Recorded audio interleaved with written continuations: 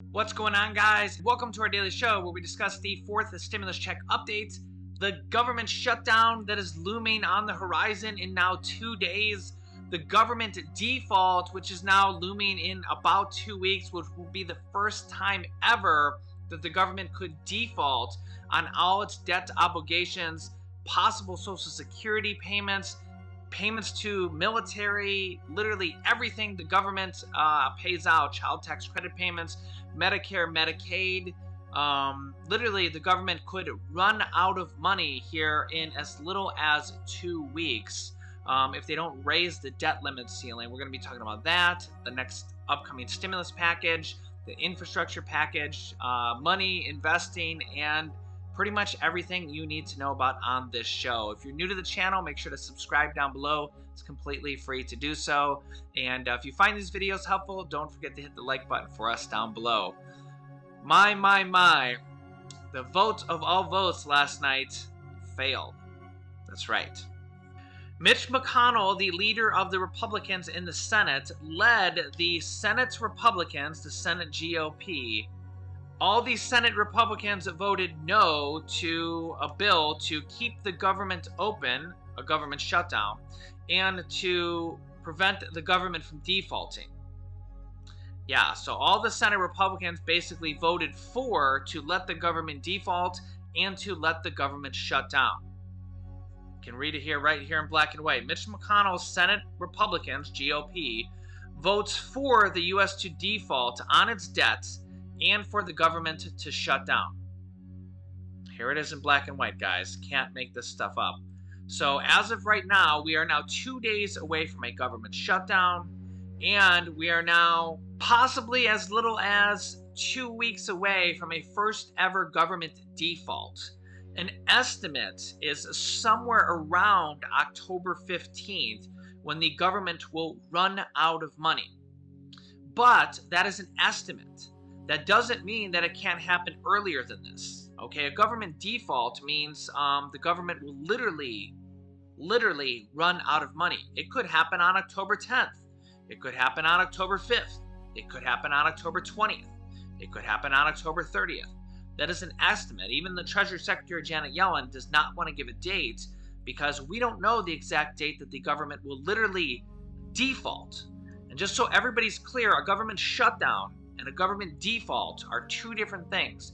The U.S. government has never defaulted. A default is basically like the U.S. government going bankrupt or running out of money because the U.S. government already right now spends more money than they take in year after year after year for many, many years right now. The U.S. government is going to run out of money or go default if they don't raise the debt limit ceiling, which is what this vote was on last night. And all these Senate Republicans just voted to let the U.S. default on its debt and to let the government shut down. It was a combined bill, which also had aid for the states for the hurricanes and several other different things in there. So right now we are on the path for a government shutdown and a government default if things don't drastically change here in the near future. Here is Senate Majority Leader Chuck Schumer, the leader of the Senate from the Democrats. Listen to what he has to say. He's going to talk about how Social Security payments could be at risk if we don't pass a bill to fund the government for the shutdown. Well, it's not necessarily the shutdown that funds the Social Security payments, but it's the government default. Remember, the default has never happened, okay? And you're going to hear him say how Social Security payments are at risk. Military payments could be at risk. Anything regarding the government default, anything having to do with government funding is at risk. Listen to what he has to say. This is very, very important. Remember, we have never had a government default before. We've had some government shutdowns before. Those are bad. A government default is catastrophically worse. Listen to what he has to say. Mr. President, I want to make sure everyone understands exactly what has happened here on the Senate floor. The Republican Party has now become the party of default, the party that says America doesn't pay its debts. Our country is staring down the barrel of two totally Republican-manufactured disasters. a government shutdown, and a first-ever default on the national debt. The impacts of both would gravely harm every single American in this country. Republicans would let the country default for the first time in history. A few moments ago, the Senate had an opportunity to begin solving these problems right away. Democrats did their part and voted yes. But Senate Republicans, meanwhile, voted to drive our country straight towards a government shutdown and the first default in our country's history. Let me be clear. What the Republicans in the Senate did tonight is not normal. This isn't your typical Washington fracas, and it shouldn't be treated as such. It has far more severe consequences than the typical political catfight. Republicans know the consequences of their obstruction. They know a default would likely create a recession. They know that middle-class families will suffer immensely. They've heard the same warnings that we have. And by many calculations, the Republican default will raise the deficit by more than the American Rescue Plan. And yet, Republicans still obstructed tonight. It's one of the most reckless, one of the most irresponsible votes I have seen taken place in the Senate, and it should send a signal to every family, small business, market watcher about who in this chamber is in favor of endangering the economic stability of our country and who isn't. Let me repeat, the Republican Party has solidified itself as the party of default, and it will be the American people who pay the price. Social Security checks, Medicare benefits, veterans benefits, small business, all this and more are now on the chopping block because Senate Republicans are playing games with the full faith and credit of the United States. Now, despite Republican intransigence, this matter cannot be set aside for even a moment. Before the vote, I changed my vote from yes to no in order to reserve the option of additional action on the House-passed legislation. Keeping the government open and preventing a default is vital to our country's future, and we'll be taking further action to prevent this from happening this week. So yeah, let me know your thoughts on this down below in the comments. It's a really tough one here. We're now 2 days away from a government shutdown and possibly as little as 2 weeks away from a first ever government default. Yeah, and remember, this October 15th is an estimate. It could be before then, could be after then, could be exactly on then. That's an estimate. Yeah. Seeing all sorts of headlines like this. President Joe Biden has spent his entire life preparing for this week. And this week is going to be a very big week with this government shutdown looming, this potential default looming. This default is a very, very big deal, guys. This default has never happened. We have never seen a government default ever. It's literally like the government going bankrupt. And the full faith and credit of the United States is at risk here. And it's literally telling the world that we can't pay our bills and the United States is bankrupt, out of money. Basically because we can't get the Republicans and Democrats to agree. Yeah. And the American people will be the people to take the blow. Yeah. Also, I'm seeing more articles like this, how Joe Biden could end the debt ceiling all by himself, minting the $1 trillion coin, the 14th Amendment, and other ways to end the debt ceiling. Last-ditch options to potentially have other ways to get around the debt limit ceilings if the Democrats and Republicans can't come to an agreement, and if the Democrats can't pass the reconciliation bill or the stimulus package in time to raise the debt limit ceiling. Number one is to mint a $1 trillion coin, as you can see here pictured. And yes, this is actually a real thing. Here's another headline from Business Insider. The Biden administration could sidestep McConnell's refusal to pay America's bills by minting a $1 trillion platinum coin. Apparently, this is actually a real thing. This has actually been considered by previous administrations And Pramila Jayapal has actually considered this for stimulus checks as well. I don't believe this has ever actually been done, but this is something that has been considered by several administrations in an emergency. So this is something that could be done in an emergency. And if you think about it, I know it seems kind of a crazy idea, but if you think about it, the United States does print its own currency. They do print $100 bills. They do print, they used to print $500 bills and $1,000 bills. So if they do print $100 bills, they literally could just print a whole bunch of $100 bills, or they could just print a $1 trillion coin. Either way, it's kind of the same idea.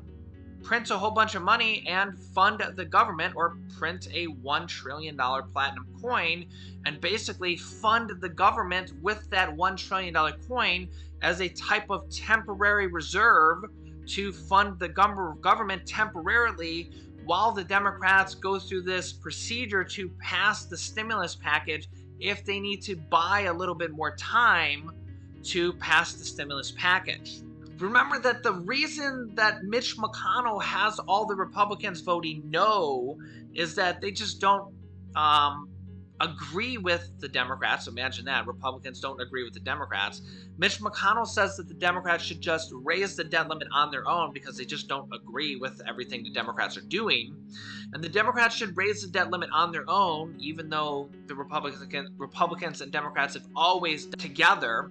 It's been raised 60 times in the last 80 years, the debt limit, that is. 3 times in the last 4 years underneath former President Donald Trump. So really, this is just a political game. They really could just, the Republicans could just say yes, pass this, and we'd be all done with this political game.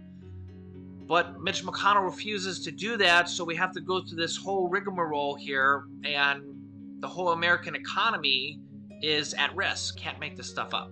Can't make this stuff up. So instead of the Republicans just saying, okay, we'll raise the debt limit ceiling because we have to do it, we have to go through this whole dire situation. I can't make this stuff up, guys. Literally can't make this stuff up. Instead of them just saying, okay, we'll raise the debt ceiling, we know we have to do it. Mitch McConnell has literally said, we know we have to do it, we know we can't default, but we're going to make the Democrats do it. The problem is the Democrats aren't sure if they can do it in time with the whole reconciliation process, because it's exactly that. It's a process. It's not just a snap your fingers and pass the vote. And of course, we have Joe Manchin and all the Democrats, and they're trying to get the vote done, and whether or not they're going to be able to do it, well, that's another thing. So whether they can do this $1 trillion coin is another matter. Whether or not they can actually do that, whether it's a real thing or not, well, we'll see. Maybe that will come to pass also. Here's what the article says. If you were following the news during the 2011 and 2013 debt ceiling crisis, imagine that. They actually dealt with this before. You'll remember this one. Way back in 2010, Carlos Mucha, a blog writer and commenter using the name Beowulf, noticed a strange federal law giving the U.S. Treasury Secretary the power to issue platinum coins of any value she wishes. The original intention behind the law, as its author, former Representative Michael Castle, told me back in 2013, was to make it easier to produce platinum coins for the international coin collector market. It had nothing to do with the debt ceiling. But in 2011, Mucha revived the idea in the context of the debt ceiling standoff. The Federal Reserve, he noted, owns trillions of dollars in treasury bonds. The Treasury Secretary could issue, say, a platinum coin worth $2 trillion, deposit it into the Treasury's account at the Fed, and use those funds to sustain the government until the debt ceiling is raised.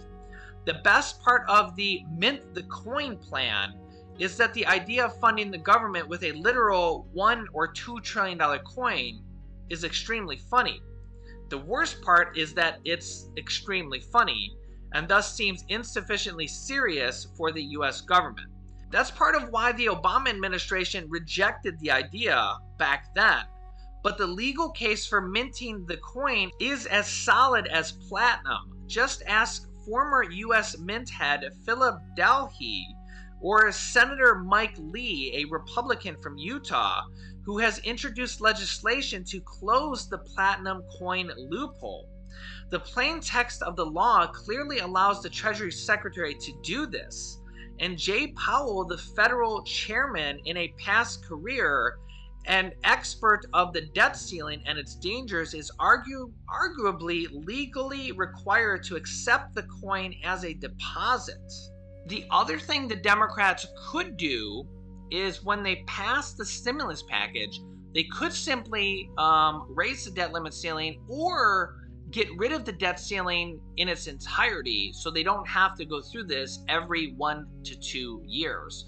We've had both Democrats and Republicans saying we should just simply get rid of the debt ceiling, because when they pass bills into law, like any of the stimulus packages or even the 2017 Trump tax cuts or any bill that goes into law, first of all, it has to get voted on by Congress. Why would they have the debt ceiling in addition to it? It's almost like a double jeopardy where they pass a bill into law and then they have the debt ceiling in addition to that, where they have to pass the debt ceiling to pay for the debt again. So they have to pass a bill into law. It has to be voted on by Congress. Then they have to vote on the debt ceiling again to vote on the debts that have already been passed by Congress. And we're basically the only country in the world to do this. Now, Denmark also has a sort of debt ceiling, but between us and Denmark, we're the only countries in the entire world that even have a debt ceiling at all. And there's many Democrats and Republicans that say we shouldn't even have a debt ceiling at all because it's ridiculous to have to do this every 1 to 2 years and risk our country defaulting and seniors not getting their Social Security payments, the military not getting paid, and us looking like a fool in front of the entire country. Yeah. The other thing that comes into play is we're set to vote on the physical infrastructure package on Thursday, which is September 30th at midnight is government shutdown day, if something doesn't change before then. And we were hoping that the stimulus package would be passed before then, but if we're going to have a government shutdown that day at midnight, who knows what's going to happen. And here's the other thing is that if the debt limit ceiling is not raised, I don't know if these packages can even be passed. I mean, theoretically, they could be passed if they pass before the debt limit ceiling. But if they're not passed before the debt limit ceiling showdown is done, these packages can't be passed. So they either have to pass these packages before the debt limit ceiling issue. If the government gets shut down, I don't think they can pass these packages. Let's put it that way. So we're kind of getting into theory issue here because I don't think they're going to be able to pass a package if we have a government shutdown. Let's put it that way. And like I said, we're getting into theory here because once we start to get into government shutdowns and government defaults, we're starting to get into uncharted territories. Remember, we've never had a government default ever. And I don't think they're going to be passing any bills with the government shutdown. So come September 30th at midnight, if the government shutdowns, things are going to change dramatically. Now, I think they're going to try very, very hard here in the next 2 days to prevent a government shutdown. But at this point, the Republicans are not voting for a government default. And remember, the government default is the much, much worser of the two than the government shutdown. Now, government shutdown is very, very bad. It's going to put hundreds of thousands of people out of work. Anybody that works in the government sector that is not a government essential employee is going to be out of a job temporarily. We're going to see all sorts of branches from the government close down. We're going to see, we've seen government shutdowns in the past. They're bad. They can last anywhere from a few days to a few months. But a default is where things get really, really bad. That's basically the government running out of money, saying to the world that the U.S. government has no money, they've gone bankrupt, they've gone default. And that is where you've seen Senate Majority Leader Chuck Schumer saying Social Security payments might not go out, payments to the military might not go out, payments to school systems might not go out. Medicare, Medicaid might be at risk. And we say might because The U.S. government's never defaulted. So we don't even really gonna know what's gonna happen because it's all in theory. It's all in theory because what's gonna happen, well, it's never happened before. So it's really hard to say what will happen when something has never happened before. You know what I'm saying? So what's gonna happen is the government has money coming in. So, people are paying their taxes, people are paying quarterly taxes, the government has revenue coming in. But the problem is that the government runs a deficit. And we've been running a deficit for many, many years, whether it's a Republican president, a Democratic president. Former President Trump added $8 trillion to the deficit in 4 years. Biden's running a deficit. I mean, even on day one of Biden's presidency, the minute he walked in the door, before he was even president, basically, the government was running a deficit. So before he even really did anything, just the first breath of him being a president, the government was already running a deficit. So before you can even blame him, if you're a Republican, deficit. Same thing with Trump. The first second he walked in, the government was already a deficit. Same thing for Obama. The first second he walked in, deficit. So again, it's just the government's been running a deficit for many, many, many, many years, right? It's a habitual problem that's been snowballing for many, many, many years. So blame whoever you want, right? There's many, many people to blame, right? It's a huge, huge, massive problem. But we can't let the government default. And then we have to pass these packages, stimulus package, infrastructure package, and get back to normal here. So let me know your thoughts. I'll keep you up to date. Let's have our fingers crossed and say our prayers here. But the Republicans and Democrats have gotta figure something out. They gotta start communicating and quit acting like crybabies. They gotta act like adults here and do their jobs. You can click this video here to watch my newest stimulus check video next. And this video is how they're trying to add $1,400 stimulus checks into this next stimulus package. So click on one of those videos next. Thanks, guys, and I'll see you in the next video.